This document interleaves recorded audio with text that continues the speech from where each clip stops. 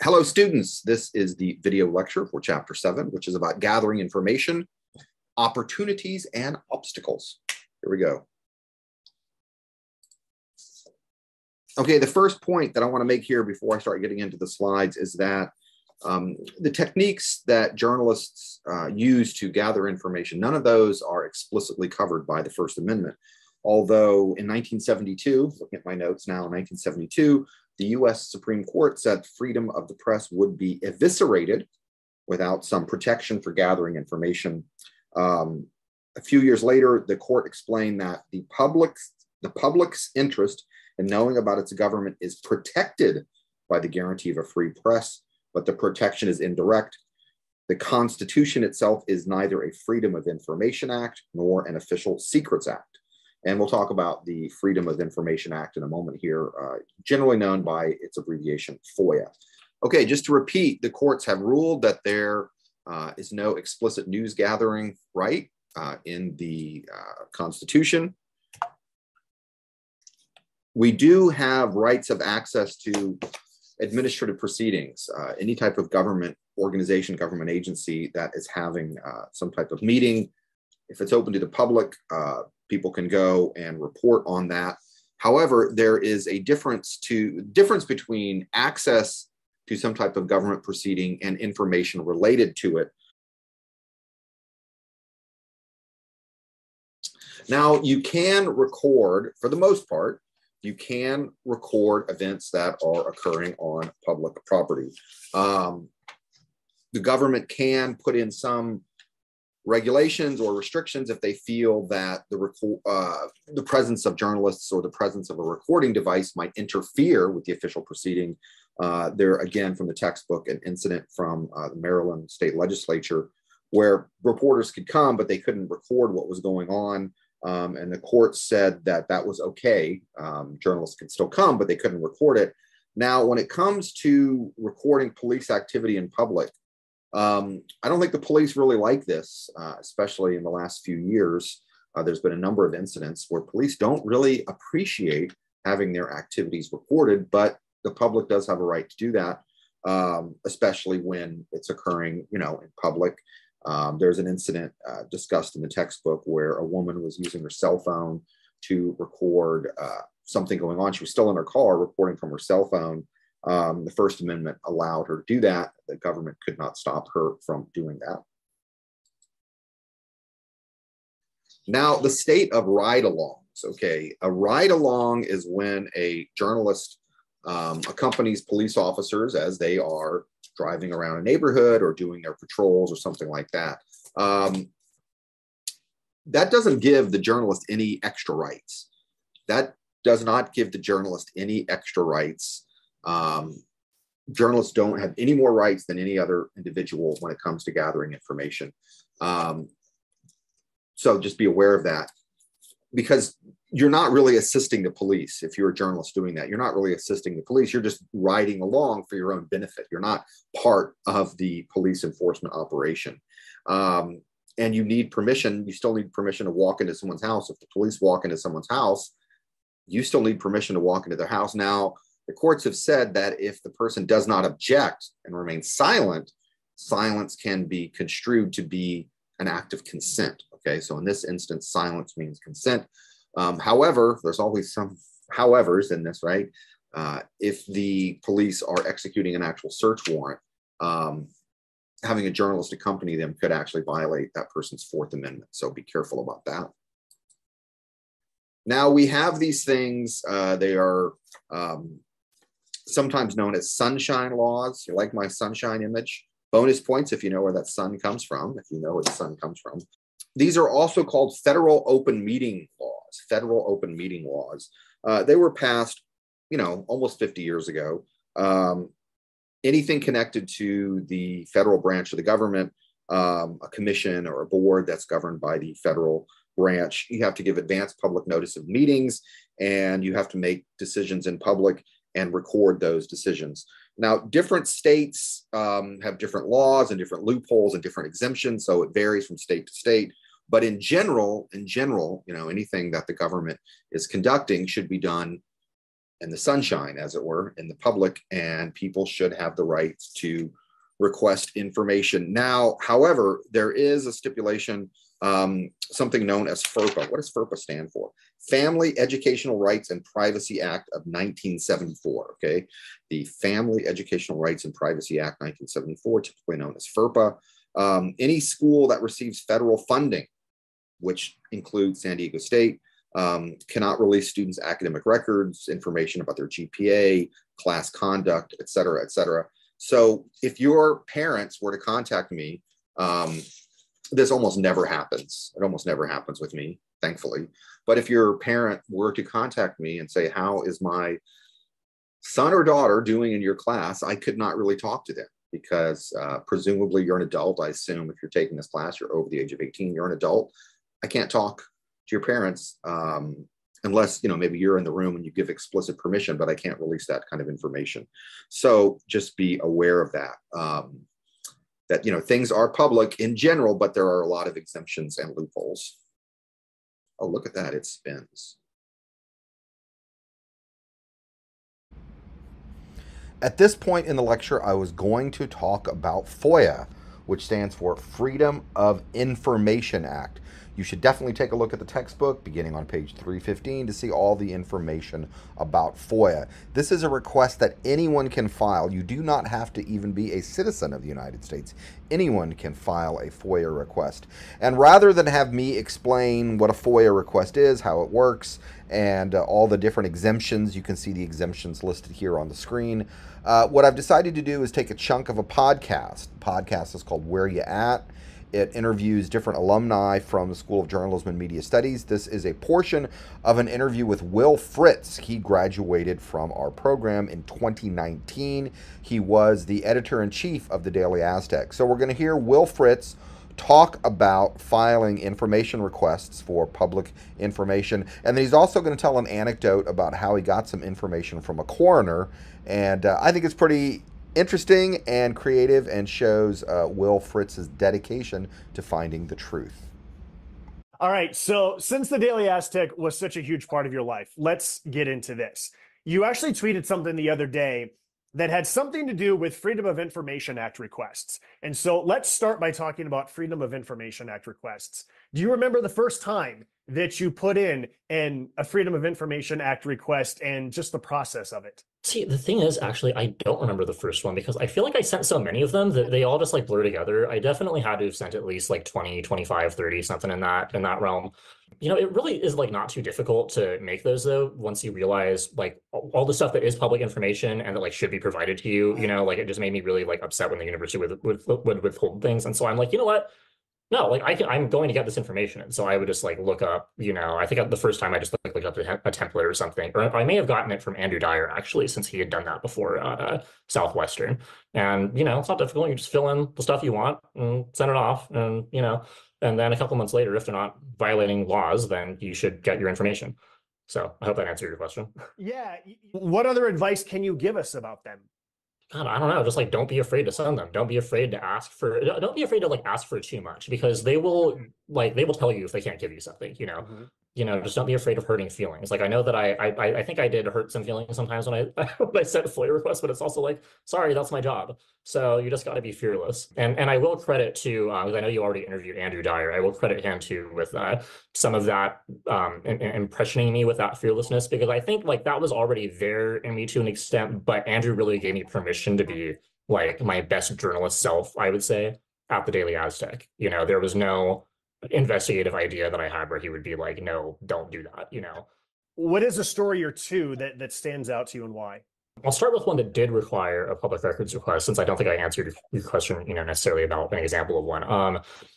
Phi Kappa Theta, a fraternity, got kicked off campus in, I think, like November 2017 or something like that. And I was the news editor at the time, I believe. This was actually, I think, one of the student government elected officials or something was a member of that fraternity.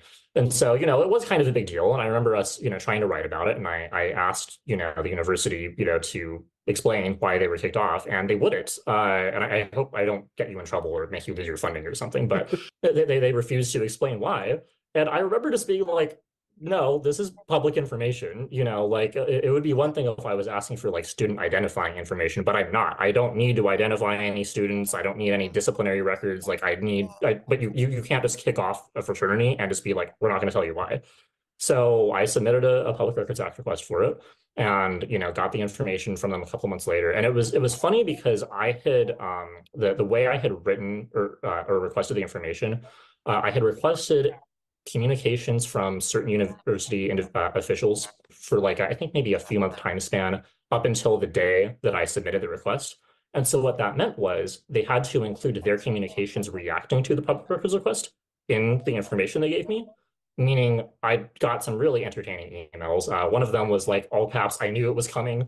And I'm like, if you knew it was coming, why are we doing this the hard way? But we ended up putting out this story though in I think January 2018 about the what had happened with this fraternity.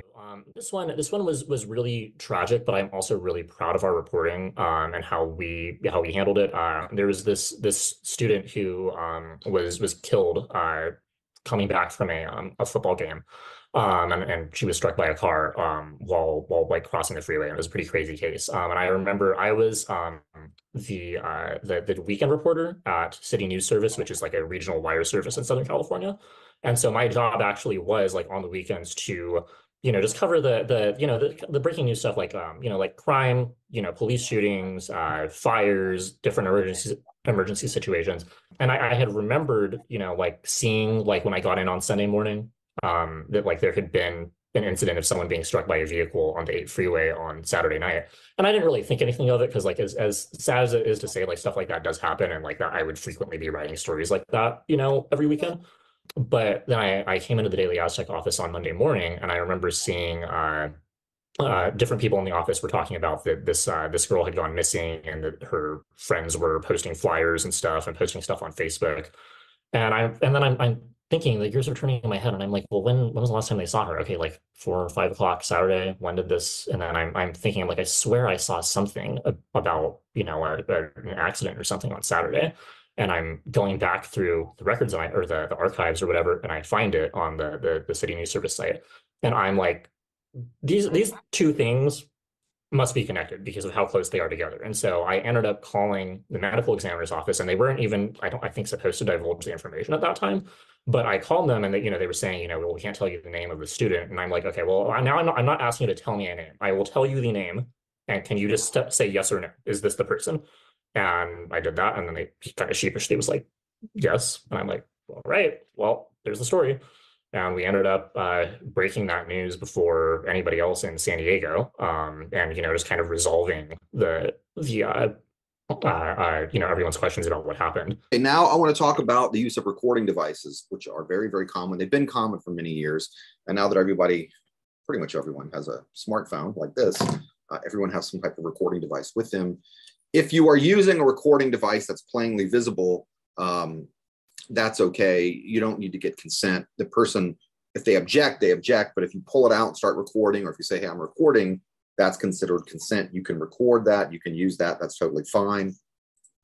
If a phone call crosses a state line, now you're involving federal law and maybe some regulations from the FCC. Once you cross a state line, okay, now you're dealing with interstate commerce issues as well. Now, when it comes to hidden recordings or recordings that aren't announced, it varies from state to state. It's a very, very ambiguous. I'm looking at my notes. 38 states allow recording with one-party consent because the person who's doing the recording has consented. So if you're in one of these states, you could record the phone call. The other person doesn't have to know about it, but you know about it. Other states specifically outlaw that type of activity. They need two-party consent. Some states outlaw the use of hidden cameras, and federal wiretapping rules or rules against wiretapping, don't allow that. So some third party who's not part of the conversation cannot secretly record a phone call or secretly make a recording at all, okay? And okay, now we have this case. This is an interesting one. I love the title list. Bart Nicky v. Vopper. Kind of fun to say, right? Bart Nicky v. Vopper. Okay, this case involves A third party making a recording to people who were involved in the phone call didn't know, neither party knew. The recording is then released to media outlets, in this case, local radio stations. The radio stations air it, but the court said that was actually okay because it was a matter of public interest, okay? As with other things we've discussed, if the courts feel there is a compelling public interest in knowing this information, something that may otherwise be illegal or inappropriate is now appropriate because the public has a right to know this serious, serious matter. This was their teachers union was having some negotiations about a collective bargaining agreement. And one negotiator said, presumably he's talking about people on the other side of the negotiating table, we're going to have to go to their homes, blow off their front porches. We'll have to do some work on some of those guys, meaning some type of violent intimidation. The Supreme Court took the side of the radio stations and the media outlets, saying that the First Amendment protects a journalist who shares or reports on an illegally intercepted private conversation when it's newsworthy and the journalist was not involved in the interception. The journalists, in this case, the radio stations, they were not the ones who did the illegal wiretapping. They just came into possession of it, okay? And because they played no part in the illegal interception, and the conversation was a matter of public concern, in this case, it was okay to use that type of recording. Here are some statutory limits to access. Trespassing, we've already talked about the state of ride-alongs. That was, what was the name of that case? What was that? That was Wilson v. Lane. Yes, of course, Wilson v. Lane. I'm going to skip talking about that. The textbook also talks about ag-gag laws, and you should be familiar with these. I think this is, again, one of those instances where something varies state by state, but just know that there are often special rules about filming or videotaping in an agricultural facility, anything that has animals, because of all the cases about animal rights, animal justice. And it doesn't seem like it should be kosher, to use that word, to ask people to sign like some sort of NDA before they walk into some area where you do not do that with other types of facilities. There was even a case where someone got in trouble for publishing photographs of cattle, I think cattle going to slaughter. You take him while he was paragliding in the air, and even that was not okay. And then we have drone laws. Now, I'm going to play some video here of drone video of San Diego State, because we really do have a very, very beautiful campus. But drone laws, it used to be kind of the Wild West. You could do whatever you wanted to, but now there's many kind of areas where they do not. And I think there's a reason the government doesn't want drones flying, interfering with, you know, commercial flight access or police activity or ambulances or something like that. Now, when it comes to fraud and misrepresentation, this is a matter of great debate. You know, I asked my colleagues who are also journalism professors about this, and there's differing opinions.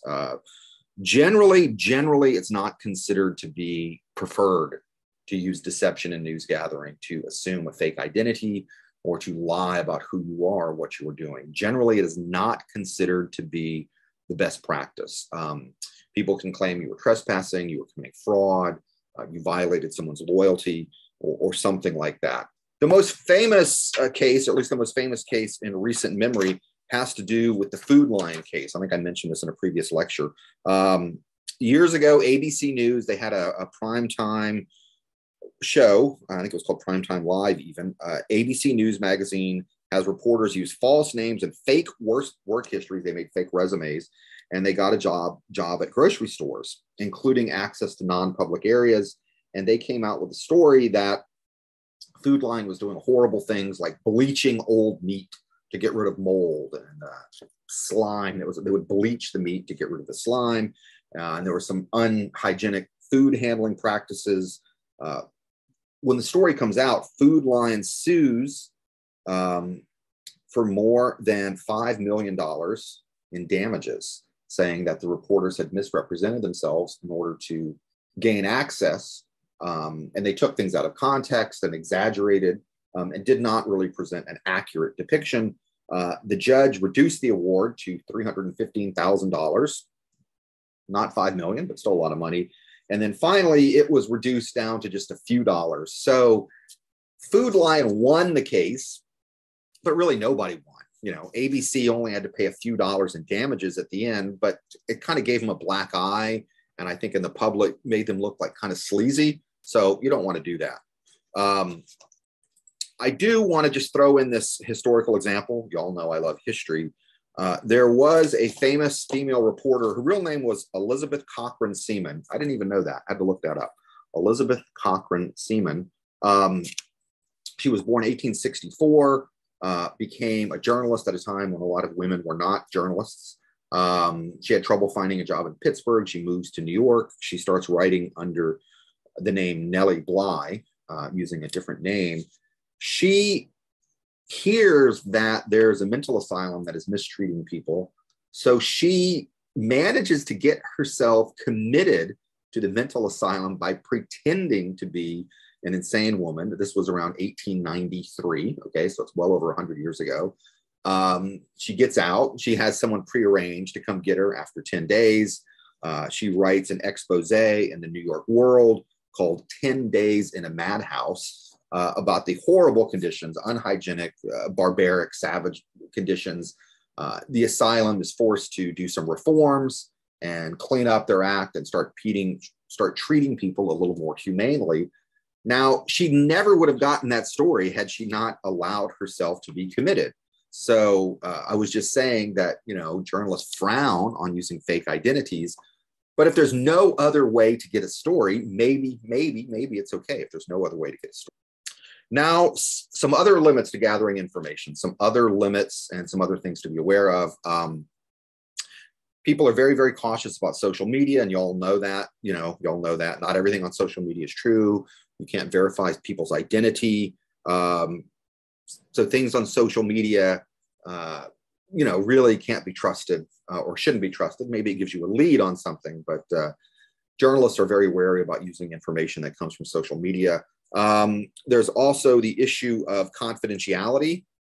You can give someone confidentiality or use them in an anonymous source if there's no other way to get the information. But if you promise confidentiality to someone, like I'm not going to reveal your name, you really should not reveal their name. Even if there's no written contract, the journalist can still get in trouble. There's this fancy legal term from the textbook. It's not ever going to show up in average conversation, promissory estoppel. But just know that even if you don't write down or have a signed contract with someone that you're going to maintain confidentiality, you still probably should. You still probably should, because you get in trouble if you don't. Sometimes people who are not JMS majors or don't know much about journalism think that, reporters pay for information. No, reporters, reliable, good, honest, reputable reporters don't pay for information. The reason is that the information can't be trusted. If someone were to come to me and offer me money to spill dirt on the inner workings of San Diego State as a professor, been here 15 years, tell us all the dirt on San Diego State. There's no dirt. San Diego State's wonderful. I love working here. It's an awesome job. But if someone gave me money, would you trust the information that I said, like I was paid for it? And hey, I'll tell you a little bit of information for $100. You pay me $10,000. Heck, pay me $50,000. I'll give you some really juicy information. I'll make up information if you give me $50,000. So that's why people don't trust information that was paid for. Now, there is a gray area. As with everything else, there's a gray area. Those morning news shows or those daytime talk shows or something like that, like Good Morning America or something, say they want to do a story on the latest viral sensation. Some toddler has gone viral on TikTok and we've got them in the studio. Tune in tomorrow. If you call up that family, it's a toddler, you got to talk to the parents, right? You fly them to New York City, put them up in a hotel, wine and dine them at a fancy restaurant. That is a form of compensation. That is a form of compensation, but it's not as explicit and overt as, hey, we're going to pay the family $50,000.